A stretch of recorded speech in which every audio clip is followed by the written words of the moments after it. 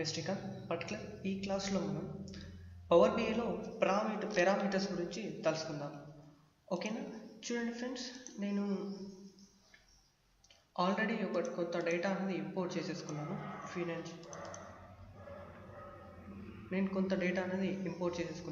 Financial అనే దాంట్లోని. So ఇప్పుడు నేను దీనికి ఒక పారామీటర్ అనేది యాడ్ చేయాలి. సో ఇప్పుడు మనకు గో టు ఎడిట్ క్వరీస్లోకి వెళ్ళండి.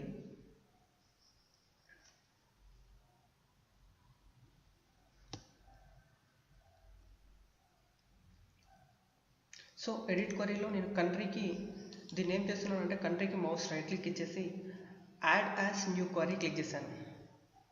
చూడండి friends, add as new query అనగానే మనకు ఒక కంట్రీ పైన ఒక డేటా ఒక కంట్రీకి ఒకటి సపరేట్గా కాలం అనేది వచ్చేసింది. చూడండి, న్యూ క్వరీ క్రియేట్ అయిపోయింది. క్వరీకి ఈ ఐకాన్ ఉంటుంది, డేటాబేస్కి మన టేబుల్కి మాత్రం ఈ ఐకాన్ ఉంటుంది. ఓకేనా? ఇది టేబుల్, ఇది క్వరీ. ఓకేనా? ఇప్పుడు దీనికి రైట్ క్లిక్ ఇచ్చేసి రిమూవ్ డూప్లికేట్ వాల్యూస్ అంటే ఇందులో ఏమేమి వాల్యూస్ అయితే డూప్లికేట్స్ ఉంటాయో ఆ వాల్యూస్ అనేవి మనకు రిమూవ్ అయిపోతాయి. సో ఇప్పుడు మనము రిమూవ్ చేసేసుకున్నాము. సో రిమూవ్ చేసేసుకున్నాక వాల్యూస్ అనేవి రిమూవ్ అయిపోయాయి. నెక్స్ట్ హోమ్లోకి వెళ్ళండి. తర్వాత next go to manage parameters, new parameter click చేయండి. ఈ పారామీటర్లో ఫస్ట్ పారామీటర్ నేమ్ ఏం నేమ్ ఇస్తాం? కంట్రీ. Okay, countries. ఓకేనా? తర్వాత డిస్క్రిప్షన్, దీనికి ఏమైనా డిస్క్రిప్షన్ ఇవ్వాలంటే ఇక్కడ డిస్క్రిప్షన్ ఇవ్వండి. తర్వాత నెక్స్ట్ టైప్, మీకు ఏ టైప్ కావాలి, డెసిమల్ అయితే డెసిమల్, డేట్ అయితే డేట్, ఆర్ లేకపోతే టైమ్, ఏదన్నా ఒకటి ఇవ్వండి. నేను ఎనీ సెలెక్ట్ చేసేసుకుంటున్నాను. సజెస్టెడ్ వాల్యూస్ అంటే మనం క్వరీ ప్రిపేర్ చేస్తున్నాం కదా, ఇక్కడ మనం క్వరీ ప్రిపేర్ చేసాం కాబట్టి సో ఇక్కడ క్వరీ యాడ్ చేయండి.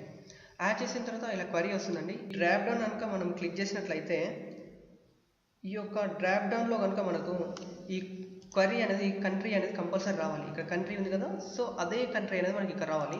తర్వాత ఆ కంట్రీలో ఏదైనా ఒక వాల్యూ మాత్రం కరెక్ట్గా టైప్ చేయండి. అంటే స్పెల్లింగ్ మిస్టేక్స్ లేకుండా పర్ఫెక్ట్గా టైప్ చేసేసి ఓకే అని క్లిక్ చేసినట్లయితే ఇప్పుడు మనకు ఒక పారామీటర్ క్రియేట్ అయిపోయింది. ఇప్పుడు ఈ క్వరీ అనేది పారామీటర్కి అటాచ్ చేసేసాము. ఇప్పుడు ఈ పారామీటర్ అనేది ఈ కంట్రీకి, ఈ యొక్క టేబుల్కి అటాచ్ చేయాలి. చూడండి, టేబుల్కి ఈ ఐకాన్ ఉంటుంది, కంట్రీకి ఈ ఐకాన్, తర్వాత పారామీటర్స్కి వేరే ఐకాన్ ఉంటుంది. ఓకేనా? ఈ ఐకాన్స్లో డిఫరెన్స్ అనేది చూసుకోవచ్చు. నెక్స్ట్ ఫినాన్షియల్లోకి వెళ్ళిన తర్వాత చూడండి, లెఫ్ట్ క్లిక్ ఇవ్వండి. లెఫ్ట్ క్లిక్ ఇచ్చేసిన తర్వాత గో టు టెక్స్ట్ ఫిల్టర్స్, ఈక్వల్స్లోకి వెళ్ళిన తర్వాత ఇక్కడ మనం ఏం చేయాలంటే ఈ ఏబిసి అన్న కాడ మౌస్ లెఫ్ట్ క్లిక్ ఇవ్వండి.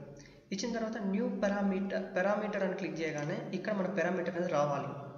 వచ్చినప్పుడు మన పారామీటర్ పర్ఫెక్ట్ ఉన్నట్టు క్లిక్ ఓకే అని క్లిక్ చేసిన అనుకో డైరెక్ట్గా డేటా అనేది కెనడాకి పుష్ అయిపోతూ ఉంటుంది. ఓకేనా? తర్వాత ఇప్పుడు మనం క్లోజ్ టు అప్లై అని క్లిక్ చేసినట్లయితే ఇప్పుడు ఆ పారామీటర్ అనేది మనకు అప్లై అయిపోయింది.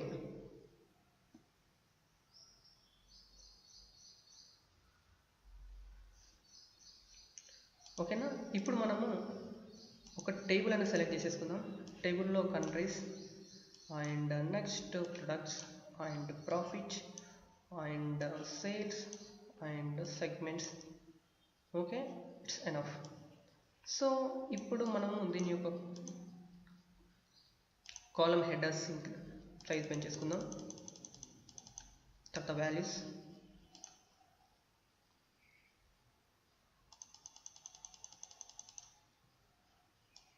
చూడండి, ఇప్పుడు మనకు పారామీటర్స్ తోటి మనము మన పారామీటర్స్లో మనం ఏమేమి ఉన్నాయి ఎడిట్ పారామీటర్స్లోకి వెళ్ళినట్లయితే ఇక్కడ మనకు అన్ని కంట్రీస్ అనేది చూపిస్తూ ఉంటుంది. సో మీకు ఫ్రాన్స్ డేటా కావాలంటే ఫ్రాన్స్ సెలెక్ట్ చేసుకొని ఓకే అని క్లిక్ చేసినట్లయితే మొత్తం ఫ్రాన్స్ డేటా అంతా మనకు అప్లై చేంజెస్ క్లిక్ చేయండి. సో ఇలా ఫ్రాన్స్ డేటా మొత్తం చూపిస్తుంది. ఓకేనా? ఇది పారామీటర్స్ పవర్ బిఐ డెస్క్టాప్లో. నా వీడియో కనుక మీకు నచ్చినట్లయితే మన లక్ష్మీ స్కిల్స్ తప్పకుండా సబ్స్క్రైబ్ అయ్యి మరిన్ని పవర్ బిఐ వీడియోస్ చూసి పవర్ బిఐ నేర్చుకోండి. Thank you friends, bye all.